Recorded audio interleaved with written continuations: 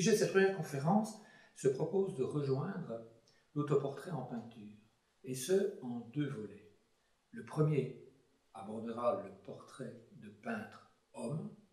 Le mois prochain, nous aborderons la manière dont les femmes ont fait de ce genre, et très tôt, un combat particulier, et que nous appellerions aujourd'hui féministe. Ce questionnement, pourquoi faire un autoportrait, s'impose d'autant plus qu'il s'est généralisé à l'heure du selfie. Existerait-il des similitudes entre cette pratique actuelle et l'histoire de l'autoportrait peint? Deux exemples. Dans le premier, on aperçoit une image d'un personnage qui, manifestement, va se valoriser. Je suis le plus beau. Mais aussi, à partir de son attitude, ses vêtements, désigne aussi des codes que nous interprétons immédiatement. C'est-à-dire que l'autoportrait, par définition, est une image qui s'adresse aux autres. Dans le deuxième exemple, le message envoyé est précisé. Non seulement on retrouve la gestuelle, l'expression du visage, que l'on traduit immédiatement, mais on voit aussi un décor derrière. Et ce décor signifie une histoire. Non seulement je suis unique, non seulement je m'adresse aux autres, mais je vous raconte une histoire.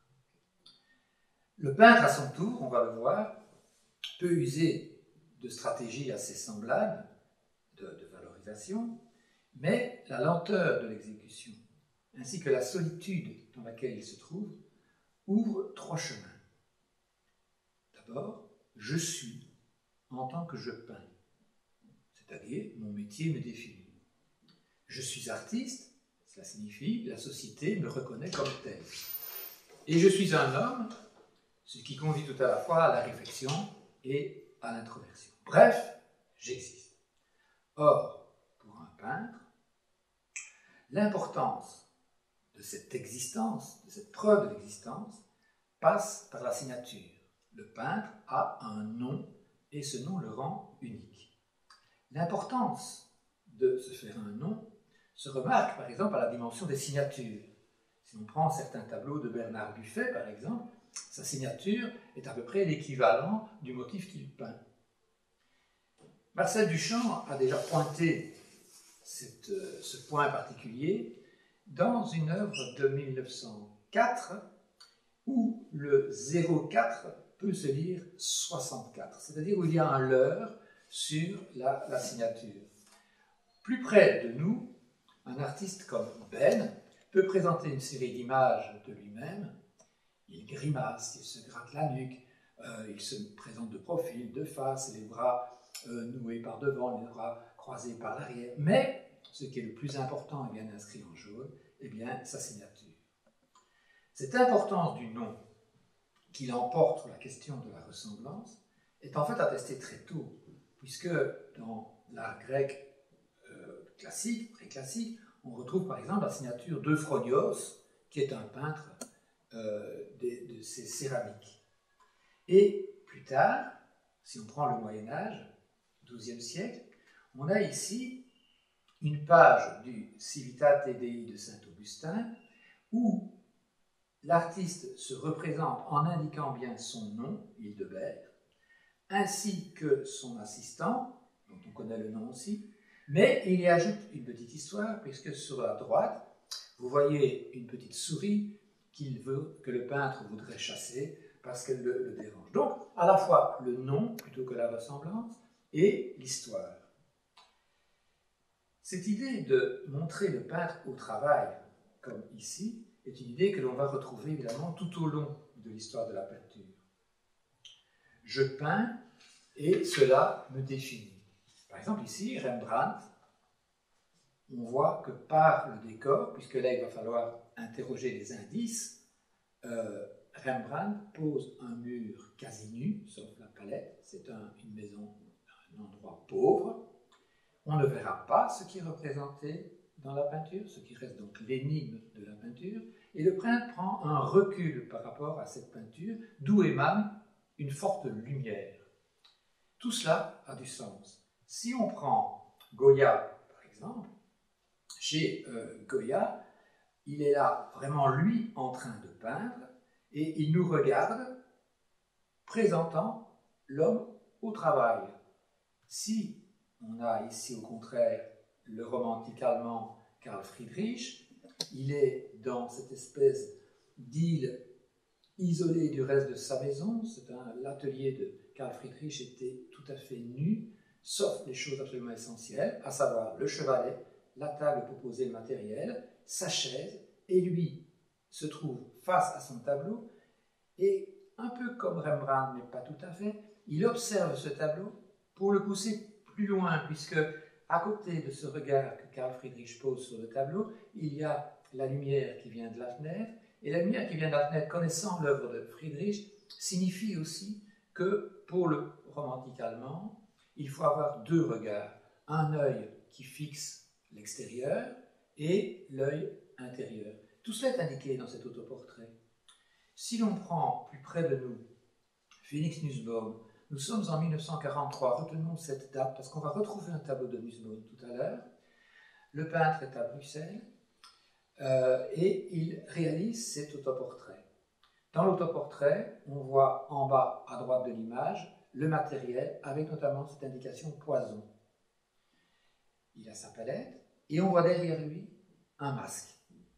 On pourrait interpréter le masque, c'est-à-dire l'autoportrait est finalement toujours masqué, mais d'autre part on voit aussi le danger d'être peintre, à la fois de se regarder, mais simplement d'exister. Et pour Nussbaum, ça a particulièrement une grande importance. On peut aussi passer à Kirchner et voir que chez Kirchner, tout en couleur, c'est pas tant lui qui veut représenter dans sa psychologie, mais lui dans son énergie quasi sexuelle. Il est nu sous ce peignoir, derrière il y a son modèle, et pour le dire, eh bien, il utilise les contrastes les plus violents, ce bleu avec cet orange, ces taches de rouge, de rose, de bleu pâle, tout cela vient hurler, c'est un tableau de 1910. Pourtant, l'autoportrait va aussi, en effet, s'inscrire dans des histoires. Parce que n'oublions pas que dans la peinture occidentale, et depuis la Renaissance, le but premier de la peinture est bien de raconter une histoire. C'est ce que l'on trouve aussi dans les textes théoriques d'Alberti, par exemple. Donc le peintre va se représenter dans un premier temps comme témoin d'une histoire, à laquelle finalement il ne participe pas. Ici, sur la gauche, vous avez le mécène, Médicis. À droite, dans ce costume ocre, se trouve Botticelli. Botticelli, fier, c'est un prince de l'esprit, mais vous voyez qu'il est en devant de la scène. La scène de l'adoration des bergers forme une sorte de demi-cercle par rapport au point central qui est la Vierge et l'enfant. Les deux personnages officiels, je dirais, sont là, mais ne participent pas. Par contre, l'artiste peut aussi réaliser des autoportraits selon un autre mode, c'est-à-dire un mode où il devient acteur de l'histoire. Et ici, par exemple, on a un autoportrait de Roger van der Weyden. Alors, Roger van der Weyden va jouer le rôle de Saint-Luc peignant la Vierge. Pourquoi Saint-Luc? D'abord, il faut savoir que Saint-Luc est médecin avant d'être apôtre, que Saint-Luc va être le personnage qui va beaucoup aider Saint-Paul, l'évangéliste dont on aura parlé avec l'image suivante, mais Saint-Luc est aussi celui qui, le premier, sur des icônes, aura peint une Vierge à l'enfant du vivant de la Vierge. Et donc, ce peignant dans la peau de Saint-Luc, Van der Weyden revient aux origines, mais se met aussi comme personnage lié à cette histoire religieuse et notamment à la fonction de cette peinture à travers l'autoportrait. Chez Rembrandt, par contre, ici, c'est un autoportrait de Rembrandt en Saint-Paul. Alors, Saint Paul, c'est un personnage qui nous intéresse aussi parce que c'est un homme dont la foi est née d'une illumination divine, une sorte de dessaisissement, une intuition, comme celle que peut avoir un artiste par rapport à sa création. Et c'est évidemment une idée qui touche très fort un créateur, et dès lors, Rembrandt en Saint Paul signifie aussi l'artiste et Saint Paul, et signifie aussi que l'artiste doit se laisser aller à cette intuition, à cette illumination. On peut aussi trouver des artistes qui jouent des rôles dans des scènes mythologiques. Et j'ai choisi, j'aurais pu prendre d'autres histoires, l'histoire peinte par Cranach l'Ancien ici, de Judith et Holoferne. Je rappelle rapidement l'histoire. Holoferne est un général du grand Nabuchodonosor qui, vexé par le fait que certaines villes n'ont pas voulu l'aider et n'ont pas voulu accepter leur défaite, décide de les assiéger. Et donc Holoferne est mandaté pour assiéger, entre autres, Béthulie. Béthulie, dans laquelle vit la très belle, très séduisante et très riche Judith. Après des jours et des semaines de siège, la ville s'épuise, il manque d'eau, il manque de nourriture, et elle est prête à se rendre. À ce moment-là, Judith sort de la ville et va dans le camp de Holoferne. Elle va dans le camp d'Holoferne avec une servante et des boissons. Et Holoferne, séduit par la beauté de Judith, décide alors d'organiser un banquet. Ils sont finalement quasi plus que tous les deux, plus la servante de Judith. Et quand Holoferne est ivre-mort, elle prend le sabre et lui coupe la tête. Elle lui coupe la tête, elle la brandit devant l'armée de Nabuchodonosor, donc d'Holoferne, qui, épouvanté, quitte leur camp, et elle rentre dans sa ville, la ville est libérée. Mais qu'est-ce que cela veut dire, que ce thème, qui a aussi touché d'autres artistes, comme Botticelli, Mantegna, Le Caravage, et même Klimt, c'est au fond que Holoferne, c'est le peintre séduit par la beauté. Et on sait que Cranach, toute l'œuvre de Cranach tourne autour de cette définition de la beauté féminine à travers ces différents aspects de caractère. Et notre Cranach l'Ancien, eh bien c'est lui, à la tête découpée. Le véritable autoportrait pour lui-même va se généraliser au XVIe siècle. Quelle est sa fonction? Pourquoi un peintre au XVIe siècle décide de montrer que sa seule figure? Il y a de nouveau des signaux qu'il faut observer. Par exemple, l'habit. Ici, dans l'autoportrait de Van Dyck, le peintre est à ce moment-là le peintre principal et ordinaire de Sa Majesté, le roi Charles II. Du coup, il veut se présenter dans un vêtement qui est le plus soyeux possible, le plus extraordinaire, le plus riche possible, et il désigne du doigt la fleur de tournesol qui tourne en fonction de l'orientation du soleil, comme le peintre peut accompagner le roi. Chez Charles-Antoine Coipel, un portrait du XVIIIe siècle, on voit un peintre qui est aussi un dramaturge, ce qui l'annonce dès le départ, posant la main sur ses écrits et montrant une esquisse d'un tableau. Mais en fait, Charles-Antoine Coipel est un homme qui est premier peintre du roi. Et en ce sens, il se présente un petit peu comme un courtisan. Et c'est le peintre courtisan dans toute sa beauté. On pourrait en trouver pas mal dans l'art contemporain aussi. Il ne serait pas habillé de la même façon, mais le rôle serait identique. Alors que chez Maurice Quentin-Latour, dans ce portrait du XVIIIe siècle, on a un personnage qui est davantage libertaire. Il a un côté ironique, il défie le monde. C'est un très très grand pastelliste et il était le portraitiste de la grande société, l'aristocratie du XVIIIe siècle, autour de Louis XV. Mais il connaissait mal l'art des courtisans. Alors je vous lis ceci, c'est une anecdote.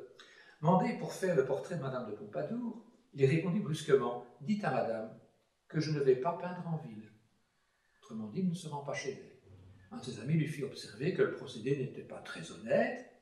Alors il promit de se rendre à la cour au jour fixé, mais à condition que la séance ne serait interrompue par personne.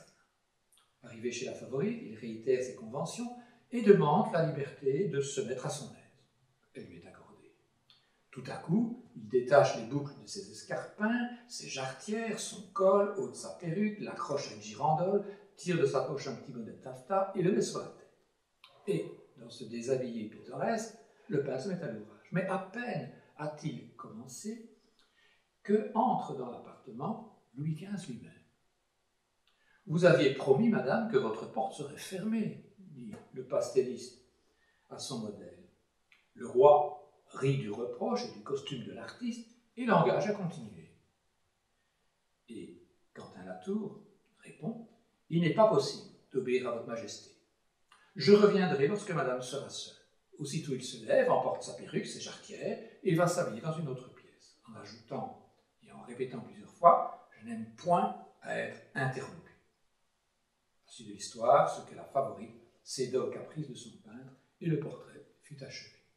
Donc, cette façon de se présenter peut avoir évidemment, peut être pile et peut être face, c'est-à-dire soit on est courtisan, soit on montre en quelque sorte sa désinvolture par rapport à ce principe. Il y a ici un autoportrait d'Echérico. Toute l'œuvre d'Echérico est en fait un autoportrait dans sa période métaphysique. C'est à travers ses rêves qu'il imagine les constructions. Or, il nous a livré quelques autoportraits, cependant, de lui-même, de sa figure, mais chaque fois dans des costumes les plus étranges les uns que les autres, les plus insolites, les plus grotesques, afin de dire ça n'a pas de sens de faire un autoportrait. Et là, il se présente en torero. Par contre, Pierre Bonnard, un peu plus âgé, devant le miroir de sa salle de bain, se met complètement nu. C'est le peintre qui s'offre à voir dans sa nudité à travers les reflets que lui renvoie le miroir. Il peut y avoir le costume, il peut y avoir aussi l'activité valorisante. Ainsi, par exemple, fin XVIIe siècle, Alexandre François Desportes se peint en chasseur. D'un autre côté, plus près de nous, Néo Roche se présente, lui, en musicien rocker, parce que cela correspond davantage à sa clientèle. Cette activité valorisante renvoie aussi l'image d'une image valorisante. Quelle image de moi ai-je envie de donner? Eh bien, c'est par exemple celle du lettré, puisque depuis le XVIe siècle, le peintre est un homme d'esprit, et bien même Gérard Doux, XVIIe siècle hollandais, se présente ainsi, lisant, ainsi lettré. Nicolas Poussin est plus fin. Ici, dans cet autoportrait, il revient à l'idée de signature. Il est né à tel endroit, il réalise le tableau à Rome et il met son nom. Ça, c'est sur un des tableaux qui se trouve derrière lui. Derrière ce tableau s'en trouve encore un autre, et puis encore un autre. Et au fond, on ne saura rien de ces tableaux. On ne sait pas de ce qu'il a peint. Mais par contre, sur le deuxième tableau, à l'extrême gauche, on voit une figure de profil. Et cette figure de profil porte sur la tête un diadème avec un œil. Il s'agit de l'allégorie de la peinture.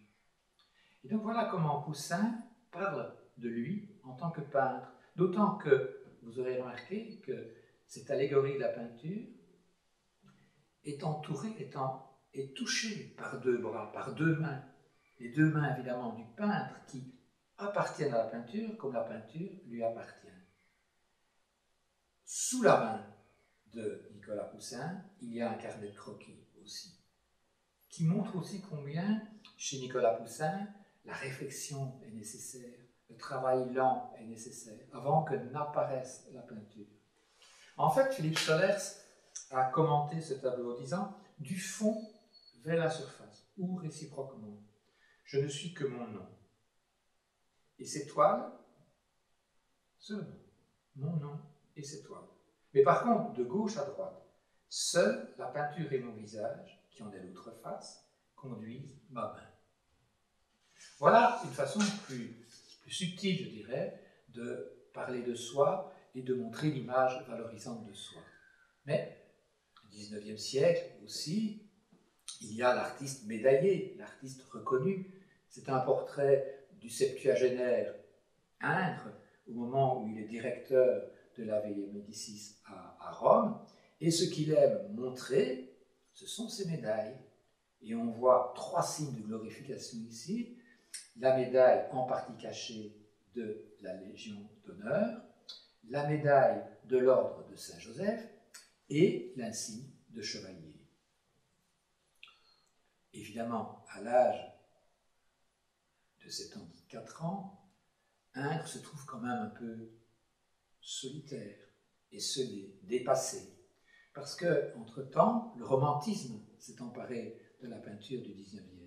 Mais avant, déjà bien avant le romantisme, un artiste précurseur du XVIIe, Salvatore Rosa, se peint déjà en mélancolique, solitaire, avec ce ciel immense derrière, et cette sentence qu'il laisse libre: tais-toi, à moins que ton discours ne vaille mieux que ton silence.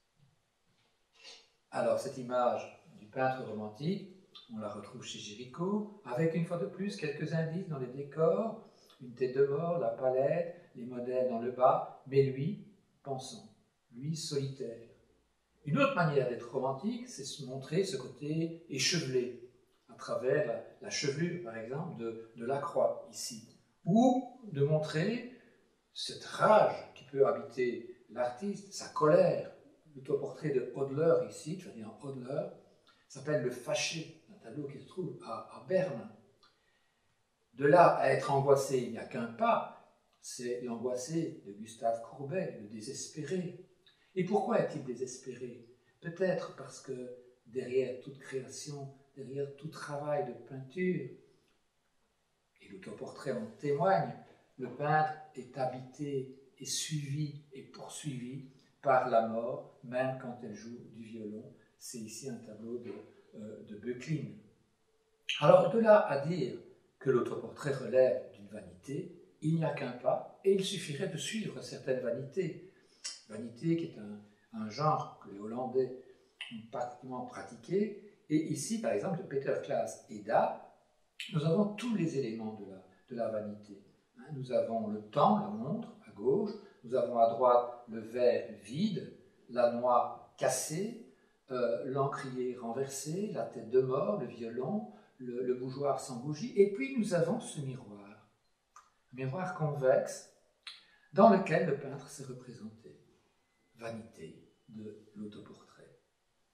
Vanité aussi que l'on retrouve dans cette autre nature morte de Gijsbert, toujours un Hollandais du même siècle, où on voit parmi toutes les richesses d'un studio de peintre, donc à la fois les outils, mais aussi les modèles, un beau tapis, quelques peintures déjà réalisées, quelques rouleaux préparés, et en médaillon sur la gauche, vous voyez alors, une fois de plus, la présence de cet autoportrait, discret, mais inscrit dans le thème de la vanité.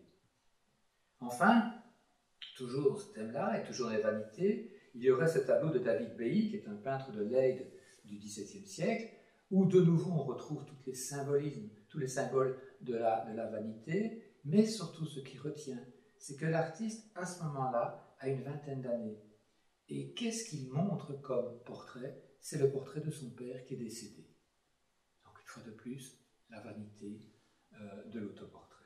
Et donc, on a là, avec Rembrandt et ses différents tableaux, on a évidemment le Rembrandt qui est jeune, qui est peut-être ambitieux, le Rembrandt qui est arrivé, et puis enfin, il y a le Rembrandt vieillissant, le Rembrandt qui sent, qui ressent cette finitude, et le Rembrandt alors qui va travailler cette matière, qui va presque minéraliser son portrait comme il se minéralise lui-même.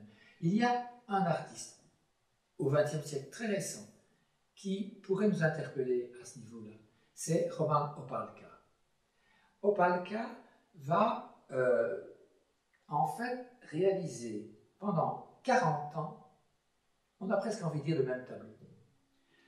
En fait, pour indiquer cette finitude, il va inscrire au pinceau fin, comme vous le voyez là, des chiffres grandissants, c'est-à-dire des chiffres qui vont de 1, puis 2, puis 3, puis 4, en ligne, et ainsi, après toutes ces années, puisqu'il va réaliser ça pendant 40 années, il aura peint 223 tableaux, et en fait, il aura inscrit des chiffres de 1 à 5 607 247. Et le suivant, ce serait 5 millions, etc. Sauf que la mort le surprendra, et c'est un petit peu le but poursuivi. Jusqu'où vais-je aller? Puisqu'au départ, le fond est assez sombre, les lettres sont claires, et au fur et à mesure, ce fond s'éclaircit, Et de la même manière, après chaque tableau, il se photographie dans la même pose, avec la même chemise, le même éclairage.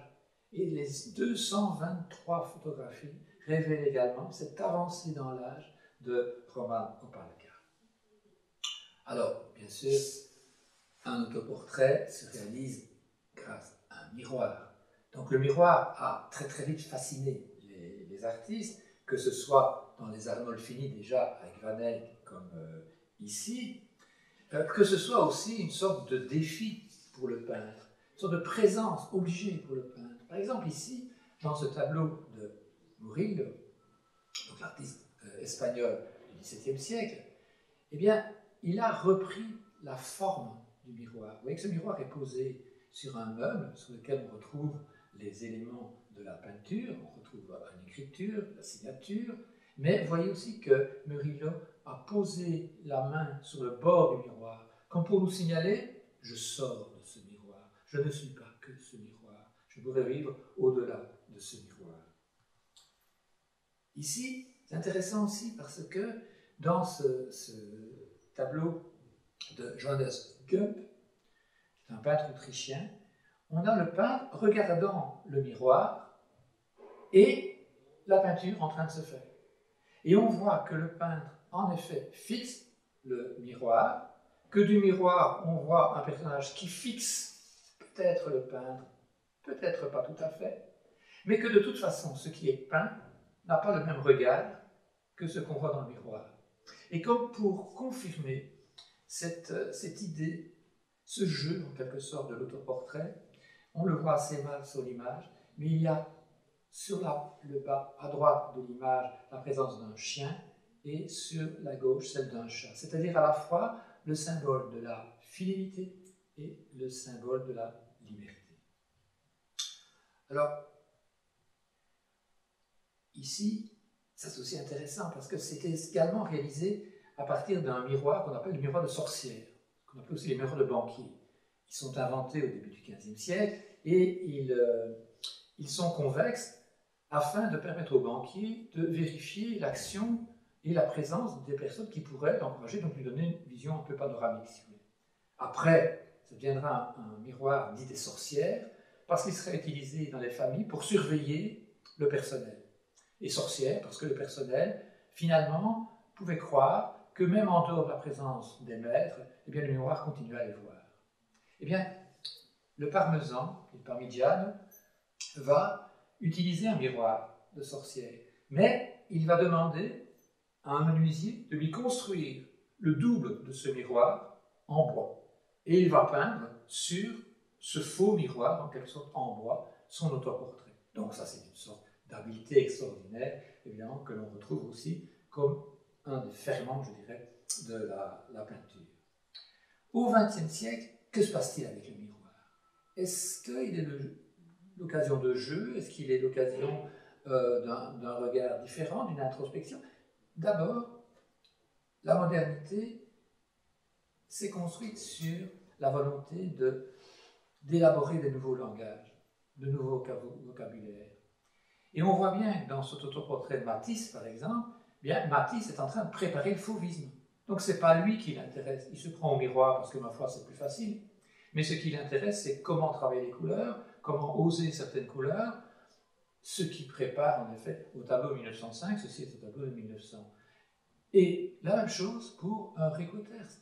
Il s'agit moins d'un autoportrait introspectif ou pour se montrer image valorisante, etc., comme on l'a dit tout à l'heure, que de dire, voilà, je fais un travail sur la couleur. C'est vrai aussi pour Picasso, dans un autre genre. Ce tableau de Picasso, par exemple, il a été réalisé à l'époque des Demoiselles d'Avignon.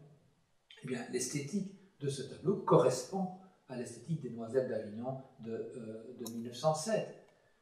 De la même manière, lorsque Salvador Dali fait cet autoportrait, il est dans la période où il réalise notamment les montres molles. Donc tout se ramollit et son autoportrait se ramollit de la même façon. Et plus tard aussi, on peut avoir ici un autoportrait du sculpteur Armand. Donc c'est une boîte en plexi dans laquelle il y a une série d'objets qui sont fixés, et ce sont tous des objets qui finalement le définissent.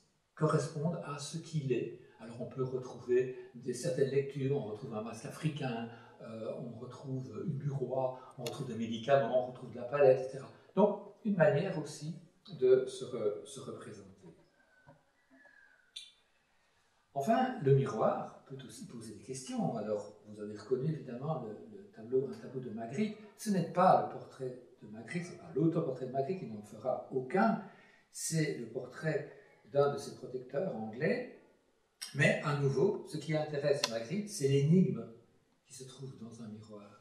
Et donc le personnage se voit non pas de face, mais voit son image de dos, alors qu'il est présenté de dos par l'artiste. Avec un indice qui confirme cette intrigue et cette énigme, c'est le livre qui est posé sur la droite du tableau, et qui est en fait un roman d'Edgar Poe,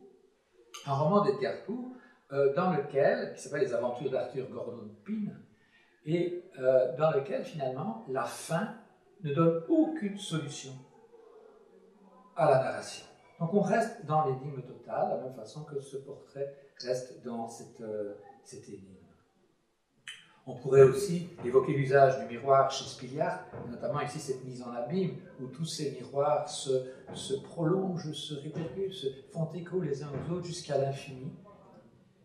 Ou ici chez Dali, qui réalise ce tableau à l'époque où il s'intéresse à la stéréoscopie, c'est-à-dire qu'il y a le même tableau sur la gauche, très légèrement différent, qui fait que lorsqu'on regarde juste au centre de ces deux tableaux, sur la tranche des deux tableaux, les deux tableaux se rejoignent et on voit alors l'œuvre en relief. Mais ce qui est intéressant ici aussi, c'est de voir comment l'autoportrait de Dali se voit d'abord de dos, à la gauche du tableau, puis présente son modèle de dos, regardant le miroir, qui permet aussi de voir alors Dali, dans cette espèce de répercussion comme ça, via le miroir. Enfin, Norman Rockwell, qui montre toute l'illusion de l'autoportrait, puisque vous voyez qu'ici, il a placé une série d'éléments sur sa toile, sur la droite, c'est toutes les références, tous ces artistes qui ont essayé des autoportraits, que ce soit Rembrandt, que ce soit Dürer, que ce soit Picasso, les autres. Tout à fait sur le sol, il y a la poubelle avec tout ce qu'il a jeté. Sur la gauche de sa toile, une série de croquis préparatoires. Et lui, il se regarde. Il se regarde dans le miroir, et vous voyez que sur ce qu'il est en train de peindre, ça ne correspond absolument pas à ce qu'on voit dans le miroir. La pipe n'est pas tombante, mais dressée. Il ne porte pas des lunettes sur le tableau alors qu'il les porte quand il se regarde. Bref, l'illusion du faux de l'autoportrait. En fait, au XXe siècle, l'autoportrait va aussi répondre à d'autres fonctions, comme celle de provoquer la censure, par exemple. C'est vrai chez Egon Schiele, bien sûr, qui va se présenter, non pas tourmenté, mais dans son corps physique et dans son appétit sexuel. Ou alors Andy Warhol, qui va réaliser toute une série d'autoportraits en travestis. En fait, Andy Warhol aimait beaucoup les travestis, et dans ses films, pour jouer les rôles de femmes, il utilisait souvent des travestis en estimant qu'elles jouaient beaucoup mieux leur rôle que les femmes. On dit même que la fameuse série des Marilyn Monroe d'Andy Warhol, en fait, ce n'est pas le portrait de Marilyn Monroe, mais le portrait d'une amie de Andy Warhol qui était un travesti. Bref, il y a aussi, bien sûr, Jeff Koons. Comment se rendre célèbre? Eh bien, sinon, en se montrant en débat avec une des personnes les plus célèbres en Italie aussi, déjà, la Cicciolina, qui était une actrice de porno, mais qui était aussi une femme politique. Et au comble de cette célébrité, se présenter avec elle et dans cette position va assurer évidemment à Jeff Koons une réputation sulfureuse peut-être, mais une réputation quand même, et c'est ça qui était important pour lui. L'autoportrait peut être aussi témoin d'une histoire. Alors ici par exemple, c'est Otto Dix qui va à la guerre avec toute cette rage qu'il a au début. Après, il présentera les désastres de la guerre, mais là, il est vraiment volontaire. Il part au combat.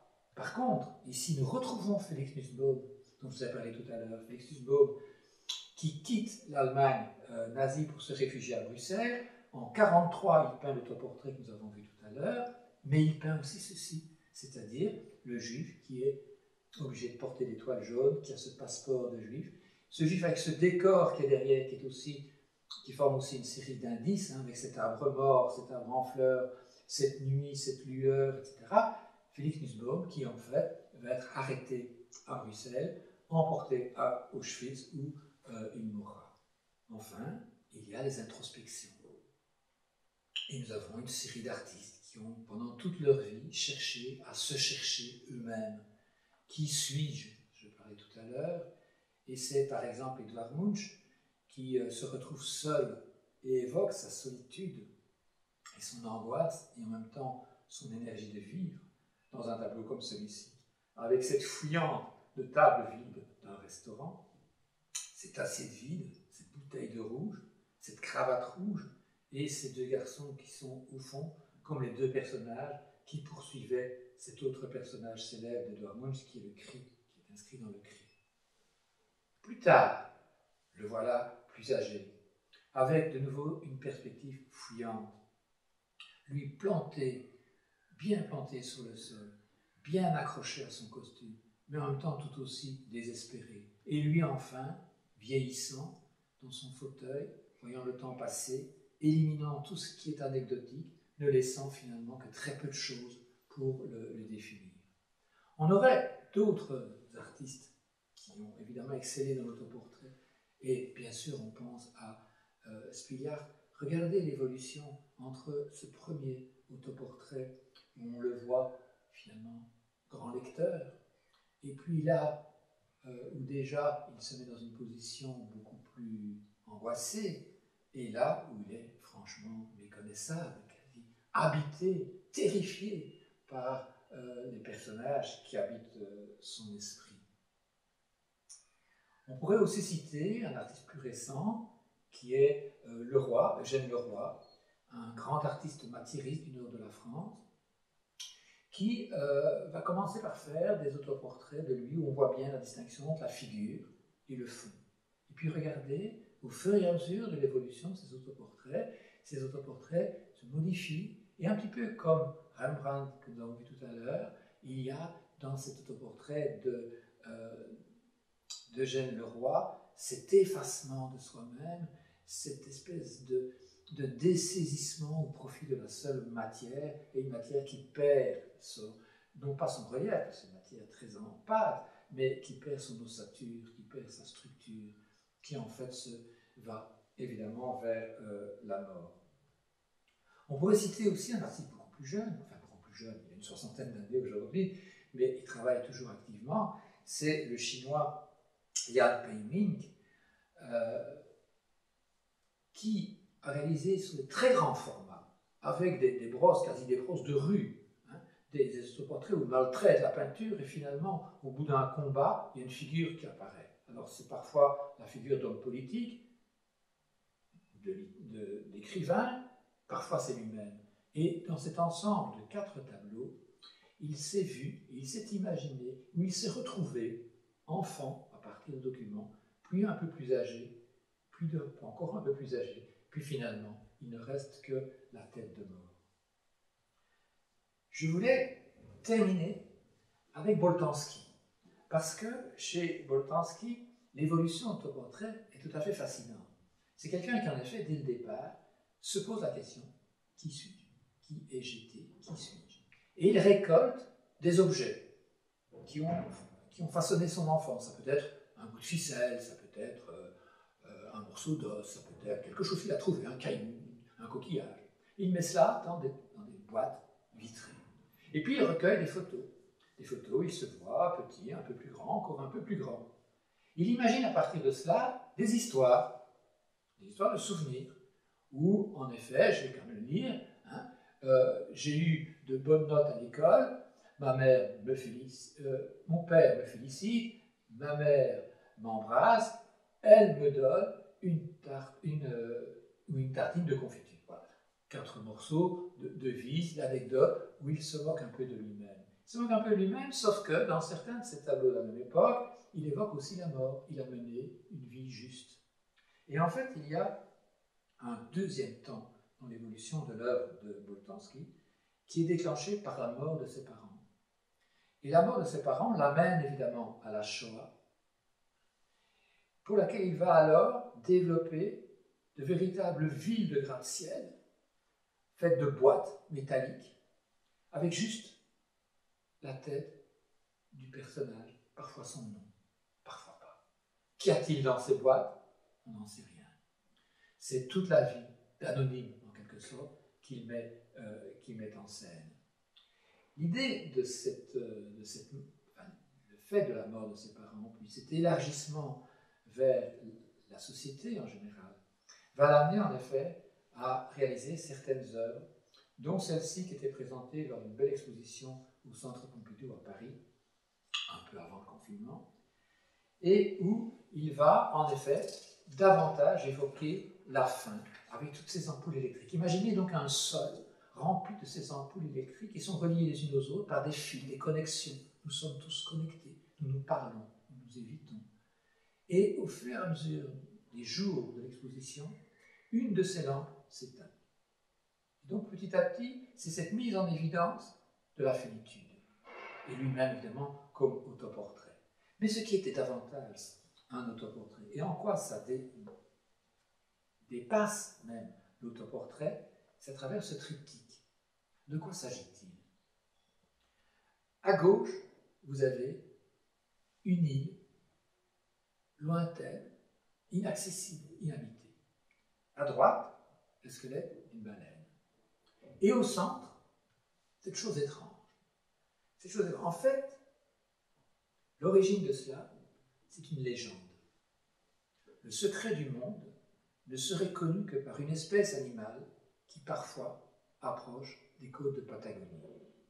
Et Boltanski va alors imaginer se rendre dans le fond de la Patagonie, après des heures et des heures de voitures, de jeep, pour arriver à un endroit où il va poser ces 3 sculptures qui ont été réalisées par des ingénieurs acousticiens. Pourquoi?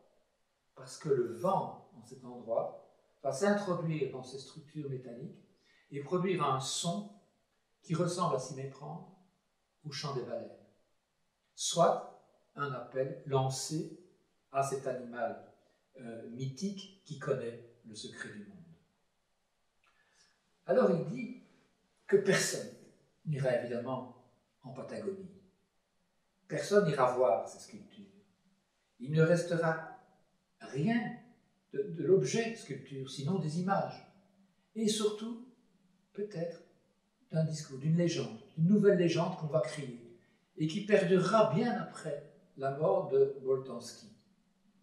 Et qu'au fond, ce récit qui sera transmis de bouche à oreille, de génération en génération, pourrait peut-être rejoindre l'idée que l'œuvre a été posée là par un rescapé de l'expédition de Magellan, qui faisait le tour du monde, et qui s'était retrouvé en cet endroit, et qui avait dit avoir aperçu un géant qui aurait pu être ce personnage qui connaissait le secret du monde. Ainsi donc, la fin, écrit-il, me porte à penser qu'il est plus important de savoir que de voir. Du coup, si l'objet est nécessaire pour inscrire la légende dans la réalité, elle seule m'importe désormais. Au fond, ce dessaisissement du moi, comme manifestation ultime de l'autoportrait, est l'aboutissement de l'œuvre de Boltanski. Mais on peut se poser la question de savoir si finalement elle n'était pas déjà là, ou il n'était pas déjà là, dans le choix de Rembrandt à se représenter en synthèse.